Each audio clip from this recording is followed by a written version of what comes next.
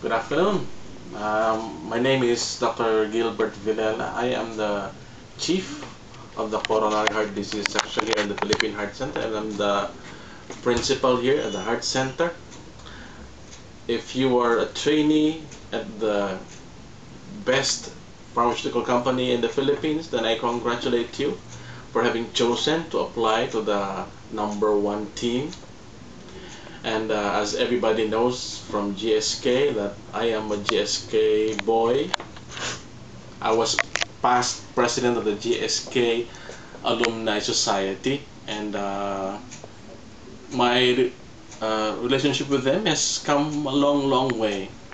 Likewise, I'm part of the training faculty and the ad board of GSK, so I'm talking to you, and if you're listening to me, you listen good, because there are certain prerequisites for you to be considered as a bona fide GSK MR. Well, I was asked to talk on 4 things, and I'd like to talk about 10 things. First is they want me to talk about what is a GSK MR. First is a GSK MR is a smart and professional dresser. Hindi siya nagko-cover na nakachinelas o nakamaong, at lagi siyang mabango at maganda. Requisite yan sa GSK. Hindi sila kumukuha ng hindi maganda. Lahat sila magaganda. Okay. They always dress professionally and act professionally. Hindi lang porket naka-suit ka o maganda ang suot mo na uniform ay professional ka na. No, they act professionally and ladylike. No, kahit naka-stilettos si mga yan, they run, no, and they walk gracefully. So by that alone, yung manner of dressing pa lang, yung itsura pa lang, and the way they carry themselves, kuha na niya yung doktor. Kasi para bang iba yung dating niya. Para may impact. Para bang dress for success. Ganun sila. Second is personality. Well, #1, these people are not, they do not believe that they are med-dress. Pag tinanong mo sa kanila, are you a med-rep? Ang tanong nila, ano? Med-rep ako? They don't believe that they are med-reps. They are professional salesmen and women. No? They have this thing that they own GSK. Sila ang may-ari ng GSK. Kaya hindi sila nagtatrabaho sa GSK. Dahil para sa kanila, sila ang may-ari ng GSK, they have to sell the products of GSK. That is for them. No? So if you want to get in, dapat ikaw din, you must own GSK. And you're required to have four qualities to be a GSK MR.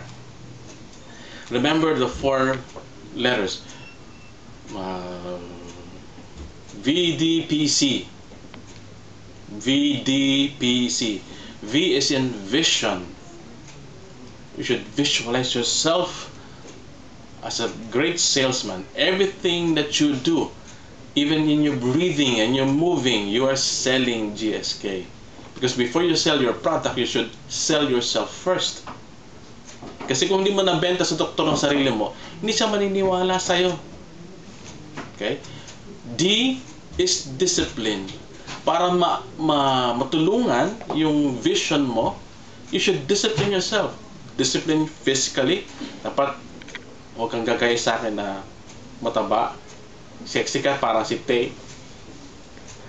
So you should treat yourself with respect. No? Physically, alagaan mo, take care of yourself para huwag kang magkaroon ng sakit. And more than that, isa pa na dapat mong discipline is also train, besides training your body, is training your brain. You should study. You should read. You should read Stephen Covey, 7 Habits and the 8th Habit. Yun ang Bible nyo, first 2. Stephen Covey, 7 Habits of Effective People, and the 8th Habit. Dalawang libro will bring you to further success. If you do not sharpen the saw, how could people trust you kung ang tingin nila sa'yo is engot ka? Okay, so sharpen the saw. Next is P. V is vision, D is discipline. Next is P is passion. You should have the passion to do it. Hindi lang yung basta mo lang ginawa, just like Tay and the rest of the gang. She is creative. Not just because gusto lang niya magpasikat, but it is part of herself. She's passionate about her job. So, kailangan bukod sa mag-aral ka, maging creative ka, mag-masteral ka kung gusto mo. Hindi naman yung masters of the universe. Iba yon. And the last is, C is conscience.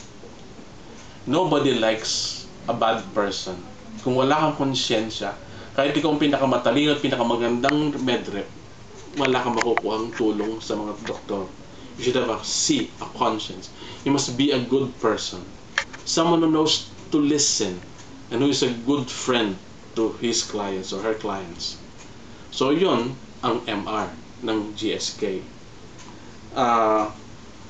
Product knowledge daw and customer service nandun din sa BDC, PC.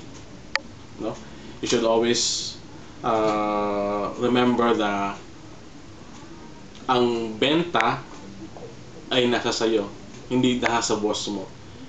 Ikaw dapat ang kumikilos. Yung boss mo is there to inspire you, pero yung benta, ikaw yon as a GSK MedRep. So, paano ka makakabenta kung hindi mo alam yung produkto mo? O ikaw mismo hindi ka naniniwala sa produkto mo? Paano mo mabebenta sa iba? Paano mo mapapaniwala yung iba? So, dapat believe in your product, know your product, and then you're off to be a good, bona fide GSK MR. Good luck!